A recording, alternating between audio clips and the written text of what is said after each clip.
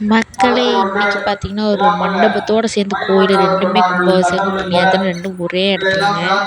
போயிருந்தோம். இந்த தேர் எவ்வளோ அழகா செவுத்துல டிராயிங் பண்ணியிருக்காங்க பாருங்க. இந்த கோயில்ல நடந்தது தான் இது முன்னாடி.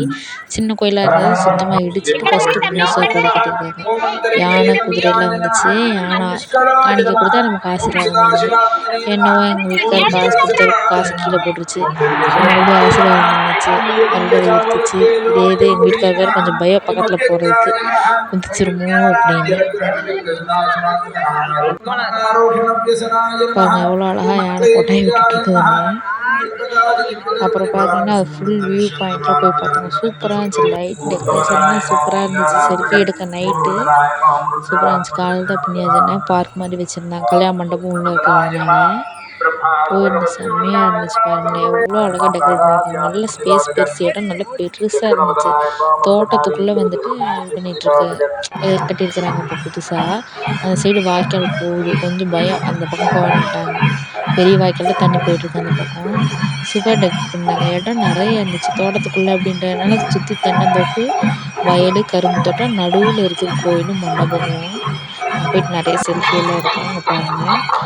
அந்த வாட்டர் ஃபால்ஸ் கிட்ட அந்த கூழாங்கல்ல வச்சு பெயிண்ட் பண்ணி எவ்வளோ இதாக சூப்பராக டெக்கரேட் பண்ணியிருந்தாங்க. வாட்டர் ஃபால்ஸ் தண்ணி வரல, இன்னி வரும் பாருங்க, இப்போ ஆன் பண்ணாங்க பாருங்கள். பார்க்க சூப்பராக இருந்துச்சுல. ஃபோட்டோ, செல்ஃபி எல்லாமே எடுத்தோம் நாங்கள். அப்புறம் பார்த்திங்கன்னா கோயில்கிட்ட போயிட்டோம். கோயில்கிட்ட பார்த்திங்கன்னா இப்போ தான் அந்த ட்ரம்ஸ் எல்லாம் வாசிச்சுட்டு இருந்தாங்களா, அதனால் போயிட்டு அதில் அதை ஒரு 10 நிமிஷம் பார்த்தோம். எல்லாமே கேரளா செட்டிங், கேரளா ட்ரம்ஸு எல்லாமே சூப்பராக இருந்துச்சு. முடிச்சுட்டு நேராக யாகசாலைக்கு போயிட்டு இருந்தாங்க. யாகசாலைக்கு போயிட்டு யாகசாலை ஹோமம் வளர்த்துட்டு இருந்தாங்க. சித்தர்லாம் நிறைய பேர் வந்தாங்க. அவங்களாம் ஆசீர்வாதம் வாங்கிட்டு யாகசாலையில் சுற்றி வந்துட்டு இருந்தோம். இதுதான் பாருங்க கலசத்தில் தீர்த்தம் எடுத்துகிட்டு போய் ஊற்றுவாங்க. கலசம் இதாக இருக்குன்னா கும்பிட்டுக்கோங்க. பார்த்தீங்களா, இந்த கலசம் நிறைய கலசம் யாகசாலையை சுற்றி வந்தோம். இந்த கலசம்லாம் இந்த கலசத்தில் தான் தீர்த்தம் எடுத்துகிட்டு போய் காலையில் அந்த கலசத்தை மேலே வச்சு தீர்த்தம் ஊற்றுவாங்க. பாருங்கள், இது இருக்கிறதுல பெரிய கலசம், சின்ன கலசம். ஆமாம், இது 3 கலசம் இருக்குது. அப்புறம் முடிச்சுட்டு வந்தாங்க. பார்த்தா மூலிகை சுட்டு வந்தேன்னா வாங்க வாங்க வாங்கினாரு. நான் கூட நிலவேம்பு கஷாயத்தை கொடுத்துருவாங்களோ அப்படின்னு நினச்சேன். இல்லை, அப்புறம் பார்த்தீங்கன்னா அங்கே இருக்க எல்இடி ஸ்க்ரீனில் வந்துட்டு எங்கள் ஊரோட ஃபுல் வியூ போட்டிருந்தாங்க.